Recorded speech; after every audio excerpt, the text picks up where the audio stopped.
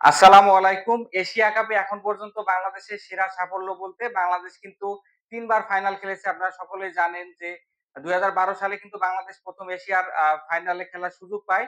সেখানে কিন্তু পাকিস্তানের কাছে রুদ্ধশ্বাস ম্যাচে ২ রানে পরাজিত হয়। এরপর ২০১৬ তে এবং ২০১৮ তে ইন্ডিয়ার সাথে আরো ২ টা ক্লোজ ম্যাচে কিন্তু বাংলাদেশ হেরে যায়। তবে আমার কাছে মনে হয় ২০১২ তে বাংলাদেশ যেবার ১ম এ ফাইনাল খেলেছিল পাকিস্তানের সাথে, ওই ম্যাচ সহ ওই টুর্নামেন্টটাই কিন্তু খুব একটা সিগনিফিক্যান্ট এখন পর্যন্ত আমাদের সেরা এশিয়া কাপ বলা যেতে পারে।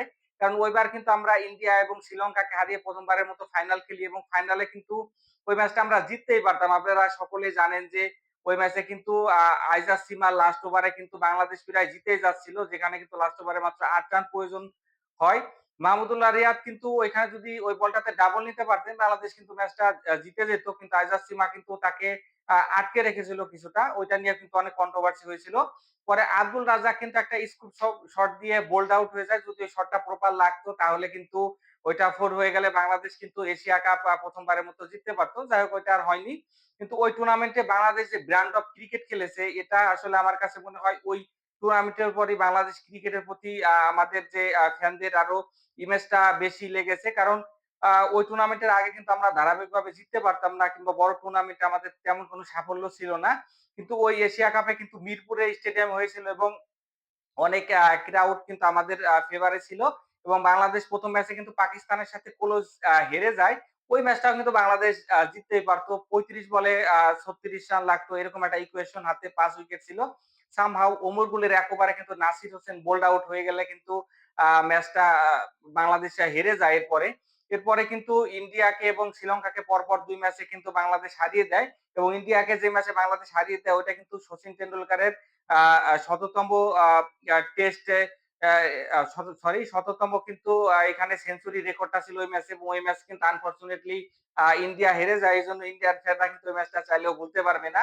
পাশাপাশি শ্রীলঙ্কাকেও কিন্তু হারিয়েছিল বাংলাদেশের সময়। শ্রীলঙ্কাও কিন্তু খুব ভালো টিম ছিল। এখানে জয়বর্ধনে, সাঙ্গাকারা সহ আ ইন্ডিয়া এবং শ্রীলঙ্কা কিন্তু যথেষ্ট এখানে হচ্ছে সুপারস্টাররা ছিল। কিন্তু বাংলাদেশ কিন্তু ২ টা ম্যাচই জিতে যায় এবং ফাইনালে কিন্তু ওই যে বললাম যে আফসোস নিয়ে আমাদেরকে ফিরতে হয়। ফাইনালে হারার পর আমাদের প্লেয়ারদের যে প্রতিক্রিয়া ছিল বিশেষ করে সাকিব আল হাসান কিন্তু মুশফিকুর রহিমকে জড়িয়ে ধরে কান্না করতেছিলেন। নাসির হোসেন ছিলেন, তামিম ইকবাল মানে সবাই খুব ইমোশনাল হয়ে গেছিলেন। আমার কাছে মনে হয় পুরো বাংলাদেশ ইমোশনাল হয়ে গেছেন। পার্সোনালি আমিও খুব কষ্ট পেয়েছিলাম এবং আমার চোখ দিয়ে হচ্ছে পানি বেরোচ্ছিল এমন একটা বিষয় ছিল ওই সময়টা। তবে ওই সময় আমার কাছে মনে হয় ক্রিকেটাররা যতটুকু ফিল করতো যে আমাদের এই ম্যাচ জিততে হবে, আমাদের দেশকে কিছু দিতে হবে। সামহাউ এখনকার সময় কিন্তু আমরা ঐরকমটা প্লেয়ারদের মধ্যে কিছু ম্যাচ আমি বলব যে এই বিশ্বকাপে কিন্তু আমি দেখতে পাইনি। এজন্য ওই এশিয়া কাপটা হচ্ছে আমার কাছে বাংলাদেশের এখন পর্যন্ত সেরা এশিয়া কাপ এবং ওই এশিয়া কাপে বাংলাদেশের তো দলীয় সাফল্য ছিল পাশাপাশি ইন্ডিভিজুয়াল কিছু ব্রিলিয়ান্সি ছিল। আপনারা সকলে জানেন যে তামিম ইকবাল কিন্তু ওই এশিয়া কাপে খেলার কথা ছিল না। এশিয়া কাপের আগে তিনি আউট অফ ফর্ম ছিলেন। তো তামিম ইকবালকে কিন্তু ১ম স্কোয়াডে যুক্ত করা হয়নি। এজন্য কিন্তু তার চাচা আকরাম খান ওই সময় বোর্ড পরিচালক ছিলেন। তিনি কিন্তু পদত্যাগ করেন ক্ষোভে।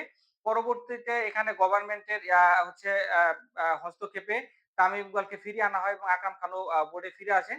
এরপর কিন্তু Tamim Iqbal back to back ৪ টা ম্যাচে কিন্তু ৫০ হাঁকান। এখানে পাকিস্তানের বিপক্ষে ১ম ম্যাচে, শ্রীলঙ্কা এবং ইন্ডিয়ার বিপক্ষে এবং ফাইনালেও কিন্তু তিনি ৫০ হাঁকান এবং তার ওই আইকনিক সেলিব্রেশন ১, ২, ৩, ৪ আমার কাছে মনে হয় বাংলাদেশের ক্রিকেট যতদিন থাকবে ওই সেলিব্রেশনটা কিন্তু অনন্য উচ্চতায় থাকবে। পাশাপাশি সাকিব আল হাসান কিন্তু অসাধারণ ব্যাটিং করেন। ৪ ম্যাচের মধ্যে তিনিও ৩ টা ৫০ প্লাস স্কোর করেন। পা আ এখানে হচ্ছে আ আমার যতদূর মনে পড়ে ইন্ডিয়ার বিপক্ষে ৪৯ রানের একটা ইনিংস খেলে তিনি কিন্তু এখানে হচ্ছে স্টাম্পিং এর শিকার হন। যদিও স্টাম্পিং দিয়েও কিন্তু অনেকটা কন্ট্রোভার্সি আছে। না হলে কিন্তু সাকিব আল হাসানও কিন্তু তামিমের মতো এখানে হচ্ছে ৪ টা ৫০ থাকতে পারত টুর্নামেন্টে। পাশাপাশি বোলার যারা ছিল আব্দুর রাজ্জাক থেকে শুরু করে অন্যান্য সবাই কিন্তু মোটামুটি ভালো বল করেছিল এবং টুর্নামেন্টটা কিন্তু আমাদের খুবই ভালো কেটেছিল। আশা করব যে আ এবার এশিয়া কাপে আমাদের স্কোয়াডে যারা আছে তারা আমাদের ভালো কিছু উপহার দিবে। এশিয়া কাপের আসলে ফাইনাল তো আমরা ৩ বার খেললাম। এখন শিরোপাটা কিন্তু আমাদের খুবই প্রয়োজন। এখন না হলে আর কখন? আশা করব যে বাংলাদেশে এবার যে স্কোয়াডটা রয়েছে তারা ভালো কিছু উপহার দেবে আমাদেরকে। এশিয়া কাপের a match to match analysis এ বাংলাদেশের স্কোয়াড থেকে শুরু করে পুরো এশিয়া কাপের লোকাল এক্সপার্ট আপনারা ভিডিও পেয়ে যাবেন। এজন্য লোকাল এক্সপার্ট চ্যানেলটাকে এখনো যারা সাবস্ক্রাইব করেনি তারা সাবস্ক্রাইব করে আমার পাশে থাকুন। দেখা হচ্ছে অন্য একটা ভিডিওতে। ততক্ষণ সকলে ভালো থাকবেন। আল্লাহ হাফেজ।